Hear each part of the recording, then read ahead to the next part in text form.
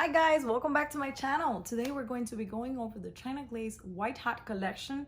It is a summer collection. I don't believe is the summer collection because last year they did body and soul for summer, so I'm thinking that this White Hot monochromatic collection, it's an add-on to their summer, ensemble. Is not going to be the only collection for summer, I think, but we'll see. But anyways, it is a release for summer. It's made up of 6 polishes. They all have different finishes, but they're all white. Let me show them to you.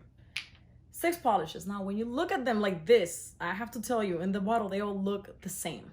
You look at them all of a sudden and you're like, am I seeing double? But when you actually put them on, they couldn't be more different. Like, even though they're white, all of them, they're very different. Like, we have different finishes, different kind of like tones of white. So let's go over the swatches and then we'll talk about final thoughts at the end. And that's it. Summer Moon is your classic stark white. I mean, it is a color that you're going to use for your French tips or if you just want to wear a classic white manicure. Now, if you see here on the first coat, I think it's pretty good and it self levels nicely. You're still going to need a second coat, of course. And I did go in here with the second coat that was a little bit thicker because since I realized that it self levels nicely, I figured if I just do a second coat, I'm not gonna have to do a third one. So I did that and it did self-level and it just looked, perfectly opaque for me in 2 coats. Hey Chardonnay Hey is a white jelly base with white and gold glitters. It's a sheer polish, so I don't think it's meant to be opaque. But if you wanted to make it opaque, I think for 3 coats, you are going to be okay. I actually did 2 coats here, even on my swatch picture, and you can still see nail line at 2 coats. Now, if you don't want any, sort of sheerness, I would recommend you do this one on top of Summer Moon. And then you're going to get the glitters without the sheerness. And that's the case as well with this one, Sauvignon and On. It is a sheer polish with a shimmer, so it's not meant to be opaque. If you build it up on top of Summer Moon, just like the Chardonnay one, you are going to get opacity plus the shimmer. So you can also do that if you want. But here I'm showing 2 coats, and you guys can still see the nail line. But it's a gorgeous, glitter. I love this one. Off-White on Point is like the, I would say, like jelly type of crelly counterpart to Summer Moon. Just like you have your, classic, white out whites. You also have this ones that look like you're wearing, I always say like you're wearing glass on your nails. It feels like liquid glass because it does have that squishy finish. But as you can see here, it was opaque for me in 2 coats. Maybe you could do a third for perfection, but I would just wear it in 2. Spritzer Sister is the topper in this collection. You can see that the base, when you put it on your nails, it looks super clear. But when you actually put it over something like black, you can see that it's cloudy. And you can also see it in the bottle that it's like a cloudy sort of transparent base. You can put it on top of any other polishes in this collection, I think, and it'll look good. Except the pearl one, maybe. I wouldn't put it on top of the pearl. And speaking of pearl, here's Pearl Talk. I actually got this one opaque in 2 coats. But if you can see here, I did do like a thicker first coat and also a thicker second coat. Pearl is a little bit complicated. This one actually self-leveled nicely. But pearl tends to be streaky. That has nothing to do with the color or this specific polish. It's just the way pearl finishes go. But this one was opaque for me in 2 coats. And you can see here in the swatch picture as well.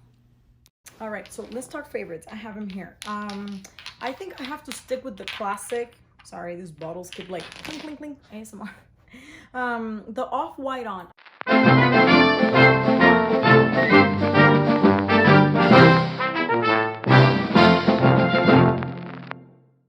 I love it because it has, the glassy squishy type of finish, and it's a color that I used to get on my nails all the time when I used to like get my nails done at a salon. Whenever I didn't really feel like a color or I wasn't sure what to wear, I would just grab something exactly like this. So that's still the case, it's not gonna change. Now there is another one that I really loved, and I'm probably saying it wrong, but it's Sauvignon and On, and it oh wow, did you guys catch that? Reflex Spider-Man type of shit. It has a shift that's like pink with a touch of gold, I think. And it's actually the one I'm wearing right now. And I feel like it's a really fun polish. I also tried it on top of the white, on top of the Summer Moon. These 2 together, having the, stark, crisp, white out type of white under it, it gives it some depth and it's really nice.